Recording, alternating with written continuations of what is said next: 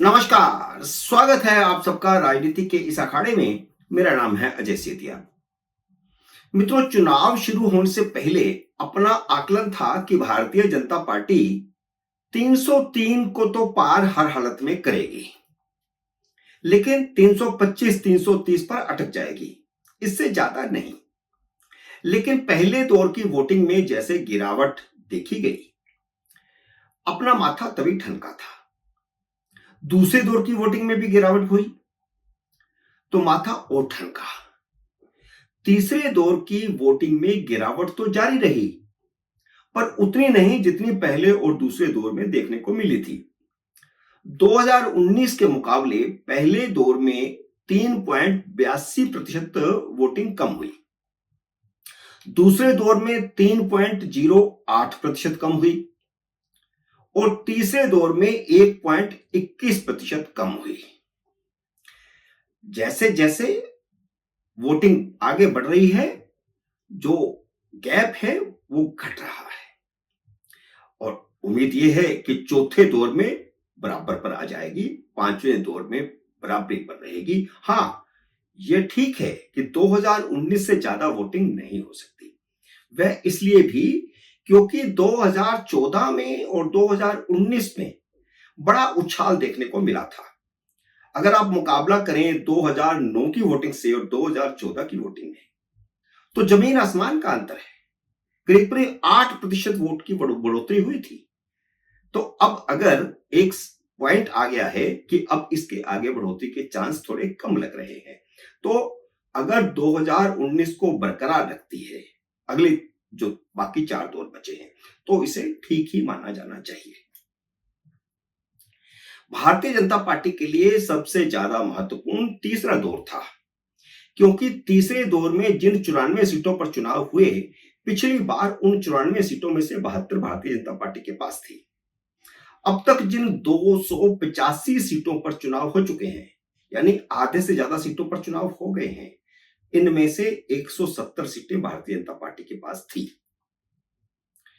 अब आप पहले और दूसरे दौर की वोटिंग वाले लोकसभा क्षेत्रों में खतरे का विश्लेषण करिए, तो इनमें राजस्थान निपट चुका है और इसमें कोई शक नहीं है कि राजस्थान में भारतीय जनता पार्टी को लगातार तीसरी बार 25 में से 25 सीटें मिलने से रही। 2 सीटें हारना तो पक्का ही माना जा रहा है।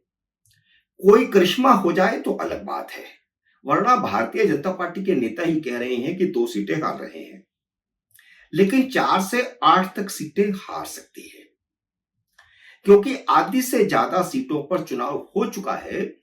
इसलिए एक बार विश्लेषण कर लेते हैं कि आज की डेट में भारतीय जनता पार्टी कहां पर खड़ी है। राजस्थान की बात अपन ने कर ली है। इसके अलावा हरियाणा में पिछली बार भारतीय जनता पार्टी 10 की 10 सीटें जीती थी। इस बार एक तो हार भी सकती है। इसके बगल में फिर पंजाब आता है, तो पंजाब में 13 सीटें हैं। 13 में से भारतीय जनता पार्टी पिछली बार सिर्फ 2 जीती थी। इस बार सीटें बढ़ेंगी जरूर, घटेगी बिल्कुल नहीं, क्योंकि भारतीय जनता पार्टी का पंजाब में बड़ा विस्तार हुआ है। पहले भारतीय जनता पार्टी वहां सिर्फ हिंदुओं की पार्टी थी, अब सिख डोमिनेट हो गए हैं। सिखों की संख्या भी उतनी ही बड़े नेताओं की हो गई है जितनी हिंदुओं की है, और भारतीय जनता पार्टी ने इस बार सिखों को आधी से ज्यादा सीटों पर उम्मीदवार बनाया है। 10 साल पहले किसी ने नहीं सोचा था कि हरियाणा में भारतीय जनता पार्टी की सरकार बन सकती है या 10 में से 10 लोकसभा सीटें जीती जा सकती हैं। उसी तरह पंजाब में चौकोने मुकाबले में भारतीय जनता पार्टी को 4-5 या उससे भी ज्यादा सीटें मिल सकती हैं। हिमाचल आता है फिर उसके बगल में, तो उसकी समीक्षा कर लेते हैं। हिमाचल में चारों की चारों सीटें पिछली बार भी भारतीय जनता पार्टी ने जीती, उससे पिछली बार 2014 में भी जीती।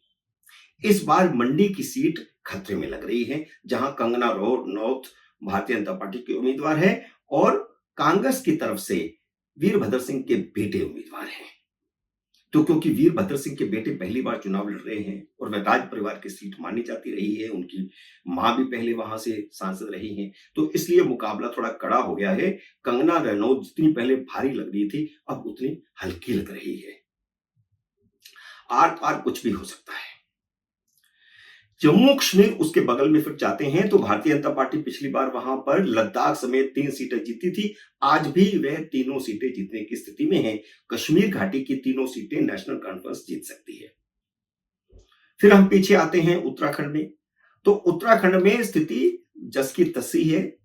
पिछली बार 5 सीटें भारतीय जनता पार्टी जीती थी, उससे पहले भी 5 सीटें जीती थी। लेकिन हाँ, इस बार हरिद्वार सीट थोड़ी टक्कर में लगती है, मुकाबले में लगती है। लेकिन यह सीट भी गिरते पड़ते भारतीय जनता पार्टी निकाल लेगी। पिछली बार भी ऐसा हुआ था और उससे पिछली बार भी ऐसा हुआ था। कड़ी टक्कर में ही यह सीट भारतीय जनता पार्टी निकालती रही है। भाजपा पिछली बार 62 सीटें खुद जीती थी उत्तर प्रदेश में। अब हम सबसे बड़े प्रदेश उत्तर प्रदेश की बात कर लेते हैं। 62 सीटें खुद जीती थी और 2 उसके सहयोगी जीता था अपना दल। 64 सीटें जीती थी। लेकिन 2014 में 73 सीटें जीती थी, 71 खुद और 2 अपना दल। इस बार भारतीय जनता पार्टी 75 सीटों पर चुनाव लड़ रही है और 5 सीटों पर सहयोगी चुनाव लड़ रहे हैं। इस बार 3 सहयोगी नए जुड़े हैं।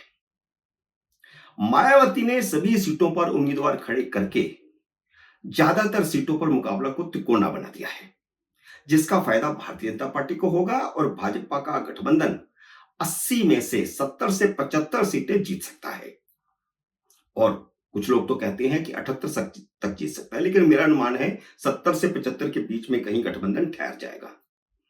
इसलिए राजस्थान, हरियाणा और उत्तराखंड और हिमाचल में अगर उसे 10 सीटों का, 8-10 सीटों का या 12 सीटों का नुकसान होता है तो उसकी भरपाई सिर्फ उत्तर प्रदेश कर देगा। इसके बाद हम बात करते हैं मध्य प्रदेश और छत्तीसगढ़ और गुजरात की। ये तीनों ही राज्य भारतीय जनता पार्टी के पक्के राज्य हैं। इन तीनों राज्यों में 66 सीटें हैं और 66 सीटों में से भारतीय जनता पार्टी सिर्फ 3 सीटें हारी थी, 2 छत्तीसगढ़ से और 1 मध्य प्रदेश से। कमोवेश यही स्थिति रहने वाली है। भारतीय जनता पार्टी बल्कि 1 आध सीट और जीत सकती है छत्तीसगढ़ से, तो वहां पर सीटें बढ़ेंगी, घटने का तो सवाल ही नहीं पैदा होता है। अब इसके बाद आता है बिहार, झारखंड। हाँ, यही स्थिति गुजरात में भी रहने वाली है। गुजरात में यथास्थिति, पिछली बार 26, उससे पहले भी 26 और इस बार भी 26 ही रहने वाली है। उसमें सूरत की सीट तो ऑलरेडी गुजरात जीत भी चुका है। इसके बाद आता है बिहार, झारखंड और महाराष्ट्र। झारखंड में तो स्थिति मजबूत होगी। पिछली बार 14 में से 11 जीती थी, इस बार 14 की 14 सीटें भी जीत सकती है। हाँ, स्थिति खराब होगी बिहार में। पिछली बार 40 में से 39 सीटें जीता था गठबंधन, जिसमें से 17 सीटें खुद भाजपा की थी। महाराष्ट्र में 48 में से 42 सीटें जीता था गठबंधन, जिसमें से 23 सीटें खुद भारतीय जनता पार्टी की थी। तो इन दोनों ही राज्यों में, खासकर बिहार में और महाराष्ट्र में, भारतीय जनता पार्टी की सीटें भी 5-7 घटेंगी और एनडीए की भी इतनी ही सीटें घटेंगी। और झारखंड में जैसा कि मैंने कहा कि 14 की 14 भी आ सकती हैं, नहीं तो 12-13 तो आएंगी ही। लेकिन जो नुकसान बिहार और महाराष्ट्र में होगा, उसकी भरपाई उड़ीसा और आंध्र प्रदेश से हो जाएगी। उड़ीसा में भारतीय जनता पार्टी पिछली बार 21 में से 8 सीटें जीती थी। इस बार यह संख्या 14 तक जा सकती है, यानी 6 सीटों की बढ़ोतरी हो सकती है। आंध्र प्रदेश में पिछली बार एक भी सीट नहीं भारतीय जनता पार्टी जीती, इस बार टीडीपी के साथ उसका गठबंधन है। भारतीय जनता पार्टी 5 सीटों पर चुनाव लड़ रही है और 2-3 सीटें जीतने की स्थिति में है। बिहार और महाराष्ट्र में भाजपा को सहयोगी दलों की सीटें घटने का जितना नुकसान होगा, उसकी भरपाई टीडीपी कर देगा। यानी एनडीए की स्थिति भी जो कमजोर होगी बिहार में और महाराष्ट्र में, वह आंध्र प्रदेश में जाकर के मजबूत हो जाएगी। तो इसलिए एनडीए का भी नुकसान नहीं होगा। अब हम आते हैं कर्नाटक में, जहां पिछली बार भारतीय जनता पार्टी 28 में से 25 सीटें जीती थी, लेकिन इस बार नुकसान होना तय है। भारतीय जनता पार्टी को 5 सीटों तक का नुकसान हो सकता है, यानी वह 20 सीटों तक आ सकती है। लेकिन कर्नाटक के नुकसान की भरपाई बंगाल से हो जाएगी, जहां भाजपा पिछली बार 42 में से 18 सीटें जीती थी, लेकिन इस बार 22-23 सीटें जीतने की स्थिति में है। यानी 5 सीटों का अगर वहां नुकसान हो रहा है तो बंगाल में 5 सीटों का फायदा हो जाएगा। अब बचे दक्षिण के तेलंगाना, तमिलनाडु और केरल। इन तीनों राज्यों में भाजपा को सिर्फ तेलंगाना में 3 सीटें हैं जो बढ़कर 5 तक हो सकती हैं, क्योंकि तेलंगाना में मुख्य मुकाबला भारतीय जनता पार्टी और कांग्रेस का बनकर रह गया है। बीआरएस अब तीसरे नंबर पर चली गई। केरल, तमिलनाडु में भाजपा की एंट्री हो जाए तो भाजपा के लिए जश्न की बात होगी। वैसे तमिलनाडु में भारतीय जनता पार्टी के गठबंधन ने सभी 39 सीटों पर चुनाव लड़कर मुकाबले को तिकोना बना दिया है। अब बचा नॉर्थ ईस्ट, जहां इंडिया अलायंस कहीं मुकाबले में नहीं है। पिछली बार कांग्रेस असम से 3 सीटें जीती थी, इस बार एक भी जीतने के चांस नहीं है। सुपड़ा साफ हो जाएगा पूर्वोत्तर में, जैसे उत्तर भारत के हिंदी पट्टी में होता है। नॉर्थ ईस्ट में भारतीय जनता पार्टी की स्थिति पहले से भी ज्यादा मजबूत होगी। 2 या 3 सीटें उसकी बढ़ेंगी, जो असम में बढ़ेंगी। तो कुल मिलाकर क्या? कुल मिलाकर यह कि ना भारतीय जनता पार्टी 370 पार हो सकती है, ना भारतीय जनता पार्टी का जो गठबंधन है एनडीए वह 400 पार हो सकता है। भाजपा 300 से नीचे और एनडीए 350 के आसपास। मित्रों, उम्मीद है मेरा यह विश्लेषण आपको पसंद आया होगा। इससे लाइक और शेयर कीजिए। अगर आपने मेरे यूट्यूब चैनल को अब तक सब्सक्राइब नहीं किया तो कृपया सब्सक्राइब करके अपना आशीर्वाद दीजिए। जल्द ही मिलते हैं अगले वीडियो में किसी अन्य विषय के साथ। तब तक नमस्कार।